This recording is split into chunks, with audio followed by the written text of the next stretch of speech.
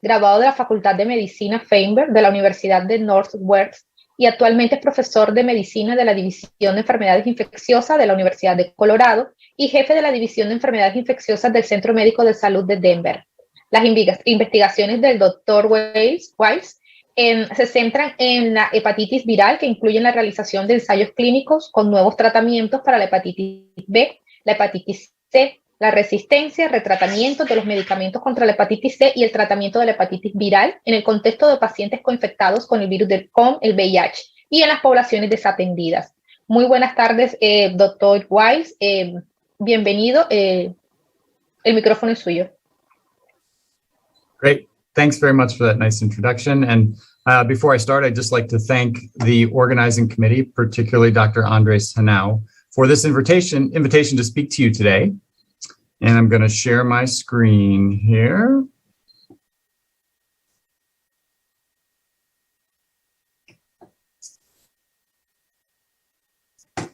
Come on.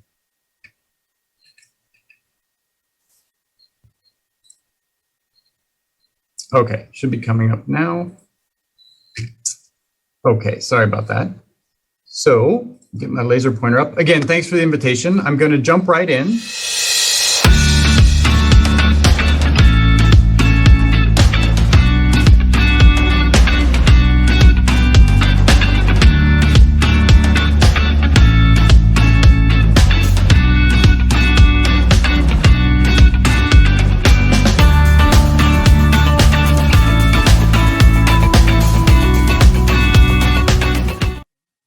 Voy a iniciar nuevamente. Muchísimas gracias por la introducción. Bueno, espero no sobreponer mucho con lo que acaba de decir el doctor Pérez, pero voy a iniciar acerca de una introducción actual de lo que es el tratamiento actual de hepatitis C. También vamos a ver lo que viene para hepatitis B y vamos a tratar de ver un abordaje para tratar de controlar la aplicación de la hepatitis B en un individuo con enfermedad crónica y también hablar acerca de su infección. Bueno, entonces simplemente para iniciar, esto es de la OMS.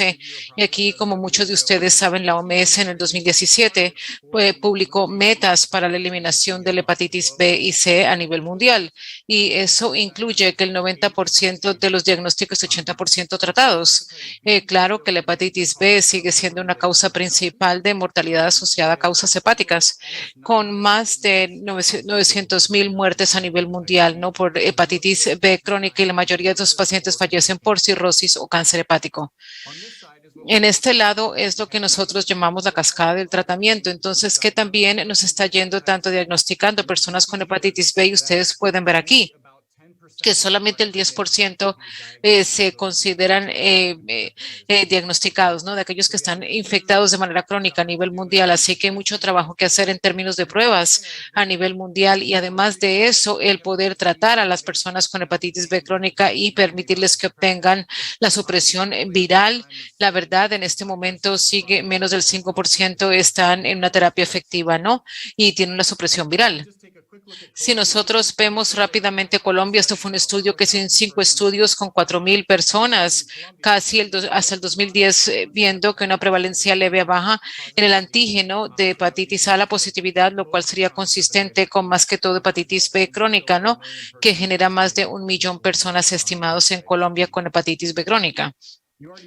Bueno, ustedes ya vieron del doctor Pérez, así que no voy a irme en detalle, él porque les mostró en mucho detalle acerca de la interpretación de la serología de la hepatitis, y simplemente quiero mostrarles que el objetivo del día de hoy es que tomar un paciente como este que tiene hepatitis B crónica, que tiene unos antígenos de superficie persistente detectable en rojo, y convertirlos a lo que sucede de manera natural para la mayoría de los pacientes, ¿no? El 90% de los adultos que se infectan con hepatitis B de manera aguda eliminan esto, lo cual quiere decir que se desarrolla el anticuerpo y se pierde el antígeno de superficie, ¿no? Y ya no tienen una inflamación activa del hígado. Así que nuestro objetivo terapéutico hoy es convertir al paciente de este estado al estado de infección resuelta. Y bueno, nuevamente el doctor Pérez mostró lo que son las fases de la infección crónica de hepatitis B. Y lo que yo voy a decir que esto es una enfermedad que es dinámica, donde la infección inicial es una infección crónica, que es así que la idea es que un ALT normal, a medida que pasa el tiempo, el sistema inmune se autoactivo, se eleva. El ALT y el ADN de hepatitis B baja, pero no desaparecen.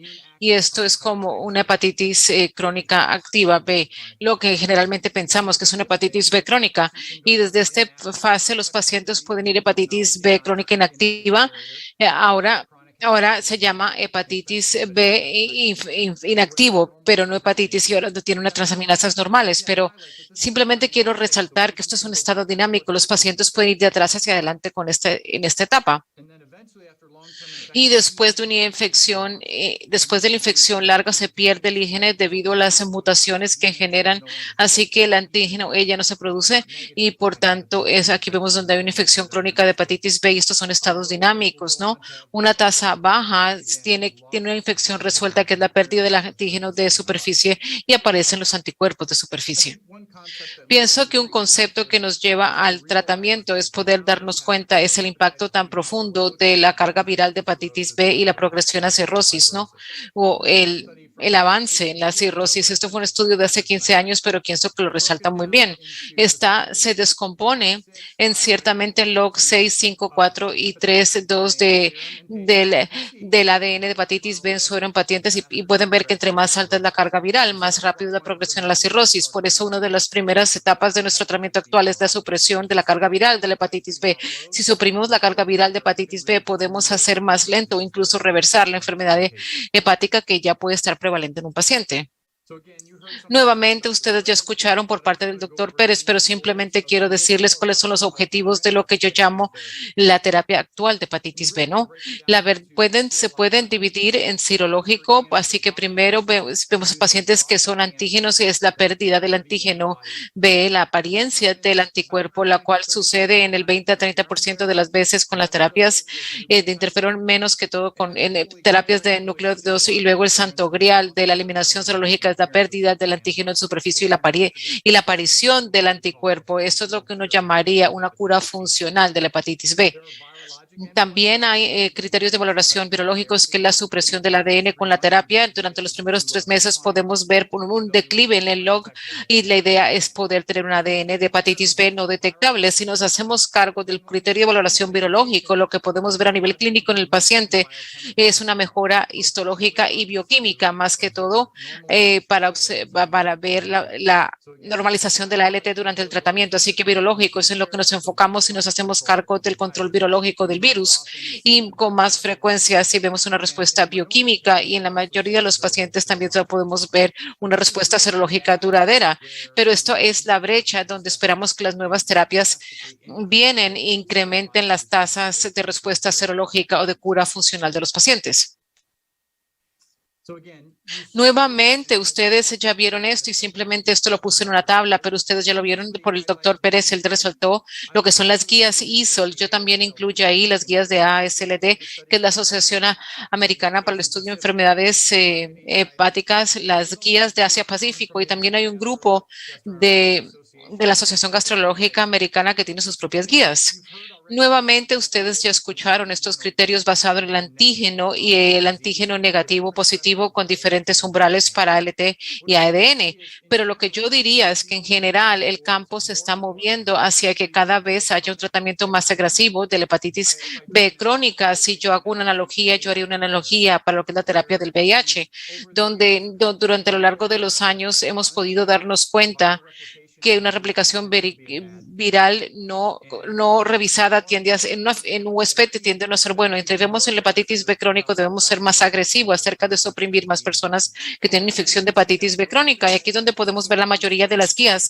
También incluyen declaraciones para pacientes con por lo menos fibrosis moderada, lo cual sería un clásico de F2 o más dentro de la escala, pero de Medmeyer, pero lo que vemos es que en varias sociedades recomendamos tratando a cualquier nivel de ADN si cualquier elevación en la ALT y si saben que alguien tiene fibrosis moderada. Así que cuando vemos una terapia de supresión temprana, hay un paciente donde se sabe que tiene cirrosis, la mayoría de las sociedades recomiendan tratamientos si cualquier nivel de hepatitis, de ADN de hepatitis B se detecta. Así que nuevamente vamos cada vez a un tratamiento más temprano y yo incluí la declaración de la G del 2021 porque esto los lleva un paso más.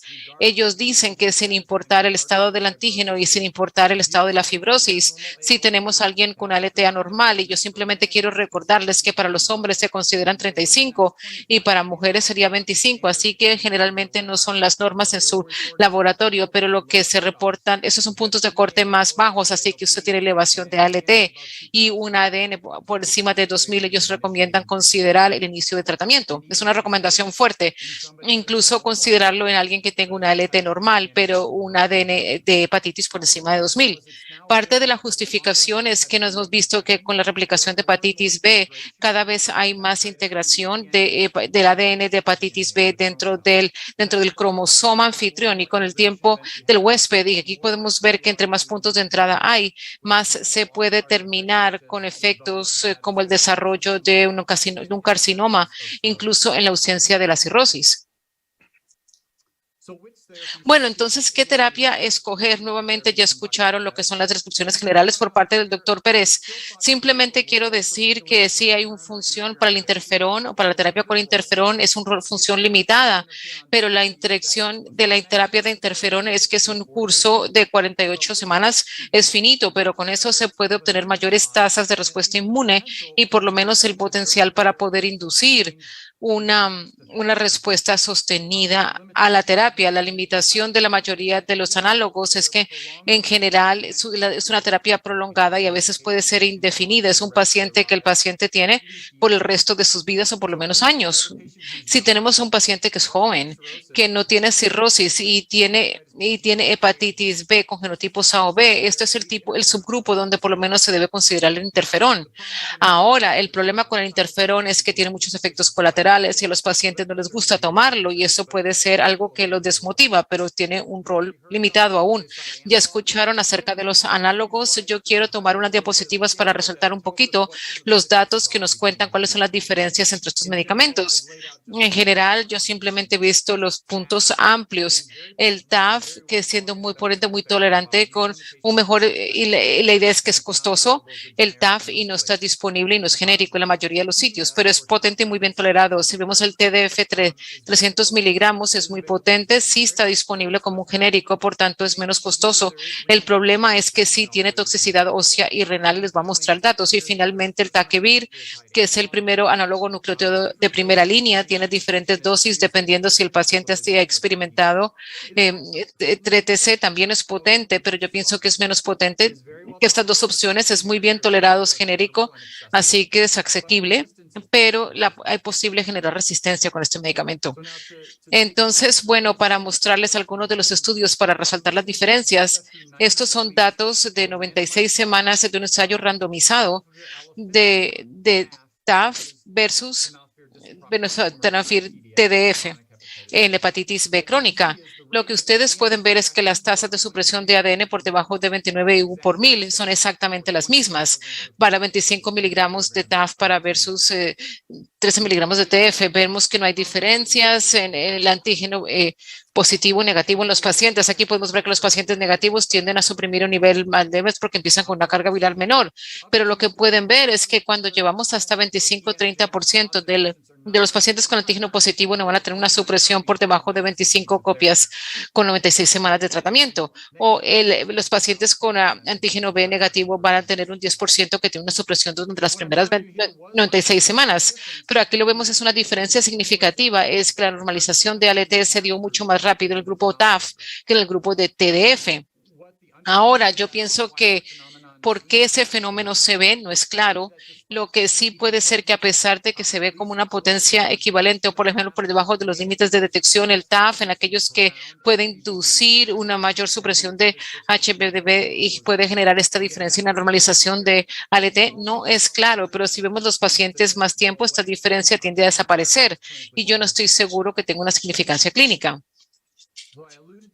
Bueno, mientras yo hablé acerca del perfil de efectos laterales para estos dos medicamentos, yo pienso que uno de los sitios donde el TAF se resalta del TDF es que tiene un mejor perfil de efectos colaterales. Esto es algo que hemos podido ver con tratamiento de VIH y también aplica para el tratamiento de la hepatitis B. Aquí podemos ver que hay una caída significativa en la densidad ósea de cadera durante varios años de terapia que vemos con TDF, que no vemos con TAF, y vemos que hay una reducción en la filtración glomerular efectiva. Así que esto es lo que pasa cuando se usa TDF en vez de TAF. Parece ser que TAF es neutral en este aspecto. ¿Qué pasa con Decavir versus TAF? Yo creo que hay cierta indicación de que el TAF, incluso el ETV, puede ser más potente que el Takivir. Esto fue un estudio retrospectivo de 15 centros en los Estados Unidos, Asia, y me tomó pacientes que estaban en Takivir. Aquí estaban en Takivir por lo menos un año. Pues, la mayoría de los pacientes, de estos 425 pacientes, y después ellos simplemente analizaron a aquellos que tuvieran un cambio a TAF. Este cambio no fue un protocolo, esto fue un estudio, así que los pacientes habían decidido hacer ese cambio. La mayoría de las veces fue la decisión del médico hacer eso.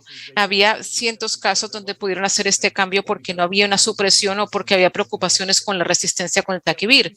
Y lo que podemos ver aquí es que donde continúan con el Takivir, cerca del 90% de los pacientes con Takivir tenían supresión, pero después de que cambiaron a TAF en la semana 24, podemos ver que hay un incremento en las tasas de supresión de ADN, para el momento que llegaron a 96 semanas, podría haber sido 72 semanas con TAF, y en este momento 97% tuvieron una supresión. Así que esto es un incremento del 7% en términos de supresión del ADN de hepatitis B, y esto tuvo una significancia estadística para la tendencia.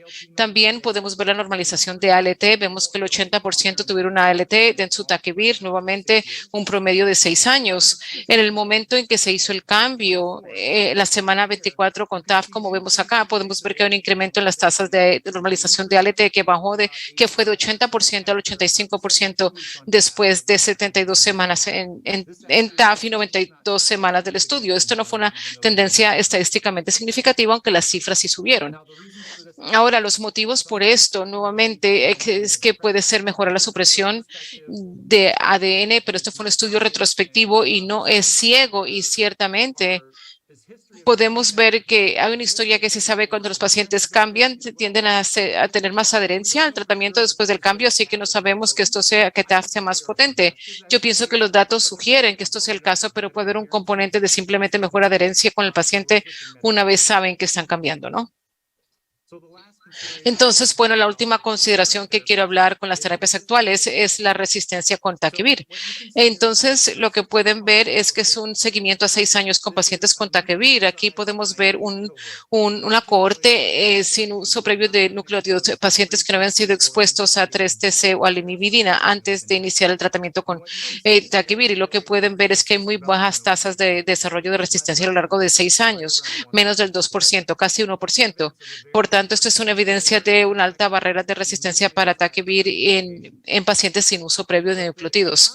Pero bueno, la situación contrastante en aquellos pacientes que habían sido tratados con la lamivudina para su hepatitis C. Ustedes saben que ese medicamento es menos potente y tiene una mayor tasa de desarrollo de resistencias que en la lamivudina utilizada como monoterapia. Y mientras que las mutaciones de resistencia a lamivudina y L1M y M no generan resistencia al Takivir como tal, sí reduce la barrera de la resistencia, así que una vez en Takivir pueden ver que casi el 60% desarrollaron resistencia al Takivir al año 6, y eso fue una acumulación de unas mutaciones. Bueno, y mi última diapositiva, simplemente quiero resaltar los beneficios tan buenos de tener una supresión sostenida de ADN. Este fue un estudio que los pacientes en la línea basal tuvieron una biopsia hepática. Pueden ver que en 5 y 6 este grupo tiene cirrosis en la línea basal. Después iniciaron una terapia de nucleótidos para hepatitis B, tuvieron supresión de ADN, y después se le hizo la biopsia al año y 6 años en terapia, y pudieron ver que el proporción de los que tenían cirrosis a los 5 años nuevamente había reducido en 2/3. Por lo menos la cirrosis se había desaparecido a nivel fisiológico. Yo pienso que esto resalta el efecto tan profundo que tiene una supresión sostenida de ADN, porque permite que se sane el hígado, se puede revertir la cirrosis, puede tener pacientes que tienen una cirrosis descompensada, se recompensan y eviten un trasplante hepático. Yo no tengo una diapositiva para mostrarles, pero el riesgo del carcinoma también se baja de manera significativa. Bueno, así que en aras del tiempo, yo me voy a saltar esto porque nuevamente ya lo cubrió el doctor Pérez, pero yo pienso que estamos teniendo una evolución donde cada vez estamos siendo más agresivos acerca de interrumpir la terapia en pacientes antígenos B negativos después de una supresión continua de ADN. Y esto sale de que ahora nos damos cuenta de que cuando uno pare, incluso si uno tiene una pequeña activación, como si el virus se activa un poquito, siempre y cuando los pacientes no tengan cirrosis o tengan el riesgo de descompensación, pueden generar respuestas durables permitiendo que el virus se active un poco. Bueno, entonces, nuevamente, esto es una descripción muy rápida y suplementar lo que les dijo el doctor Pérez acerca del tratamiento actual para la hepatitis B. Ahora quiero cambiar un poquito acerca de cuál es el futuro que estamos viendo para tratar de verdad de incrementar las tasas de la cura de hepatitis B. Y voy a iniciar diciendo qué es lo que queremos decir con cura. Alguno de estos ya se sabe que es una cura funcional, que es un control inmunológico. Quiere decir que la dosis de ADN, que las atraminasas se normalizan, pero aquí está la clave, que el antígeno de superficie en el plasma se pierde y de hecho se obtiene la apariencia de anticuerpos de superficie. Eso es lo que llamamos una cura funcional, y así como un recorderis con las terapias actuales, especialmente la terapia de nucleótidos, eso rara vez se da, de pronto 1 a 2% anual, lo cual es eso es como, y a veces puede pasar de manera crónica y a veces en 10 años se incrementa al 5%, pero no es suficiente. Lo otro pasa es que tenemos que recordar es que a pesar de la cura funcional, aún sí hay presencia de CC. Esto es un minocromosoma de hepatitis B que no desaparece con la terapia actual. Y también vemos que hay un ADN de hepatitis B integrado al cromosoma del paciente. Bueno, esa es una forma de cura, la cura funcional, el control inmunológico, y pienso que es alcanzable. Ya lo hemos visto nuevamente, de pronto el 5% de los pacientes de la terapia de nucleótidos crónica, el santo grial de la cura, lo que llamamos la cura esterilizante, es todo lo que les dije acá, pero ahora estamos eliminando el ADN de CCC del hígado. Ya no queda hepatitis dentro del hígado y se puede integrar un ADN, lo cual y ya no hay ADN integrado. La idea es eliminar los reservorios latentes e incluso tratar de llevar secuencias de inserciones virales en el cromosoma. Esto es una tarea mucho más difícil, ¿no? Esta diapositiva tan compleja es el ciclo de replicación de la hepatitis B. No la voy a revisar por horas del tiempo, pero quiero resaltar varias cosas. La proteína core, yo pienso que ese es un objetivo cuando tenemos inhibidores de moléculas pequeñas, y el motivo por el cual es porque la proteína es clave para ciertas cosas. Tenemos un empacado de RNAs en un paquete, y si interrumpimos eso, interrumpimos la secreción de RNA de hepatitis B, se inhibe la replicación, se introducen nuevas partículas de ADN porque el poro se ha afectado y se puede convertir ese ARN en esa cápsula. También se inhibe el reabastecimiento del ADN de CCC o la infección de nuevas células y el establecimiento de un ADN CCC. Así que estos inhibidores pueden enfocarse a este reservorio latente. Los inhibidores que tenemos son un adyuntivo bueno, y también hablemos de la interferencia del RNA. Son secuencias que pueden degradar los RNA virales y también pueden afectar todas estas vías, incluyendo y ayudan a reducir también el ADN de CCC. Así que hay muchos abordajes virológicos a las nuevas terapias. Vemos que hay inhibidores que no voy a mencionar más. Estos de verdad son importantes para pacientes que están coinfectados con hepatitis D, para lo cual no tenemos terapias buenas. Y bueno, no voy a hablar acerca de esto dentro del contexto de la cura de hepatitis B. Pienso que el problema más es la hepatitis B. Pienso que voy a hablar acerca de los oligonucleotídeos, no voy a hablar acerca de HBX, los inhibidores que se llaman CPAMs o moduladores de proteínas, y voy a hablar acerca de esto, y también voy a hablar brevemente acerca de liberar inhibidores. Bueno, esto es el lado virológico. La otra manera es poder estimular el sistema inmunológico para que ataque la hepatitis B. Y bueno, voy a mencionarles brevemente el agonista de TLRB, que es el Sengatolamida, y también quiero mencionar el Nivolumab, que es un anti-PD1, un anticuerpo monoclonal que ha estado aprobado para terapia oncológica como sea de pulmón refractario, y no voy a hablar acerca de las vacunas terapéuticas tampoco. Bueno, los inhibidores SCAPSID son moléculas pequeñas para que los pacientes se toman las pastillas, las píldoras una vez al día y nuevamente inhiben la formación a nivel de la cápsula. Ellos lo hacen ya sea alterando el core o haciendo que se forme, pero que no tengan ningún ARN libre dentro. Y por eso se puede atacar las réplicas, las cápsulas, y también podemos prevenir el reabastecimiento de ADN de CCC. Por tanto, son muy atractivos. Bueno, esto es un ejemplo de algún tipo de terapia. Aquí podemos ver el Bequicorvir, que es una molécula pequeña, y aquí ustedes pueden ver que se administró ya sea placebo con antiquivir o Bequicorvir con antiquivir en pacientes con el antígeno positivo. Y lo que podemos ver es que en el taquivir solamente vemos que la hepatitis, vemos la supresión muy profunda de la hepatitis B. Tenemos que con los inhibidores del core se combinan con el tacovir, se tiene una supresión mucho más profunda y más rápida de la hepatitis B, y del placebo se convirtió en una terapia combinada con un inhibidor core y bajó aún más. Así que sí acentúan la supresión del ADN de hepatitis B y luego el RNA de hepatitis B, que es un biomarcador que podemos ver en el suero para el RNA de hepatitis B, que es una medición de la actividad de transcripción del RNA de CCC. Y cuando podemos ver que con la terapia de nucleótidos y taquivir no se ve cómo baja el RNA de CCC de manera aguda, toma tiempo para que baje con taquivir, pero cuando se añade el inhibidor core, podemos ver como una caída de 2 logs en unas cuantas semanas en el RNA de hepatitis B, así que una reducción muy profunda en lo que llamamos la actividad transnacional del ADN CCC. La normalización de ALT también se da mucho más rápido con la terapia combinada que con solamente taquivir. Este estudio lo estamos haciendo, está llevándose a cabo, y lo que estamos viendo es un subgrupo a través de totalmente suprimido y con antígenos, niveles de antígenos sin cuantificación, y los quitamos de terapia para ver si la respuesta se sostiene.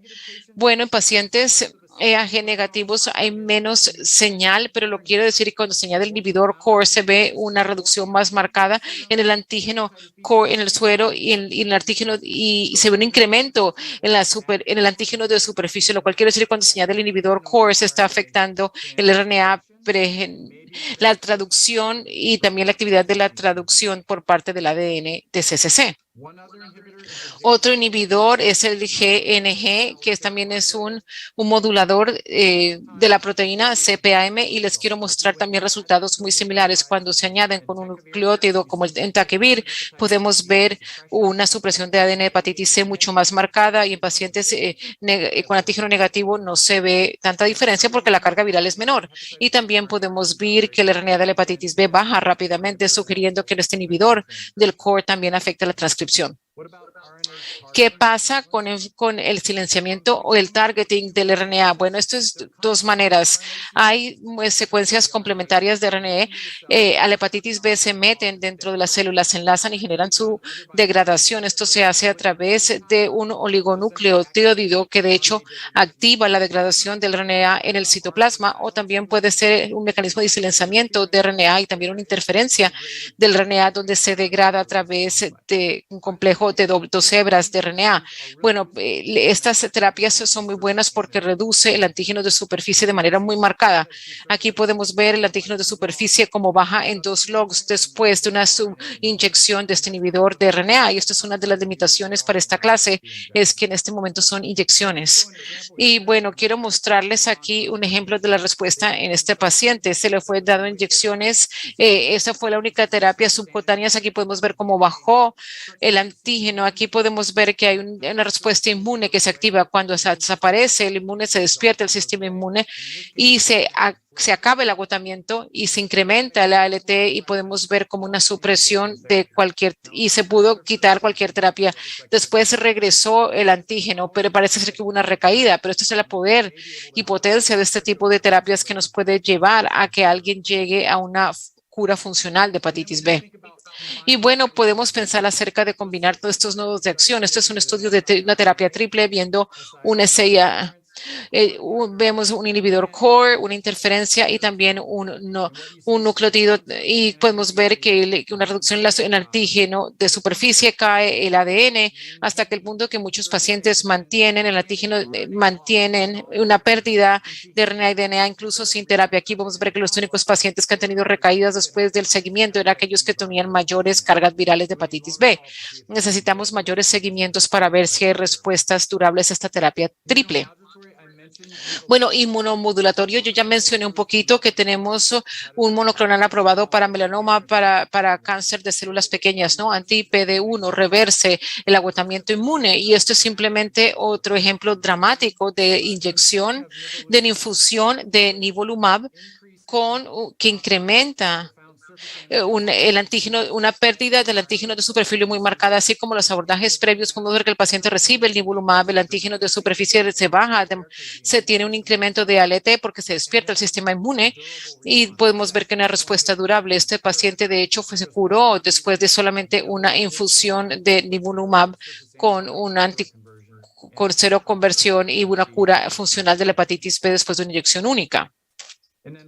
Y bueno, y finalmente el agonista de TLR8 son moléculas pequeñas. El sengalimod es el TLR8 es un mecanismo inmune innato donde los agonistas inducen una respuesta tipo interferón 1 en el triferón alfa sube el IL-12 y 18. Y esto es una inyección de una sola vez que se añadió a la terapia de nucleótidos, y lo que vamos a ver esto.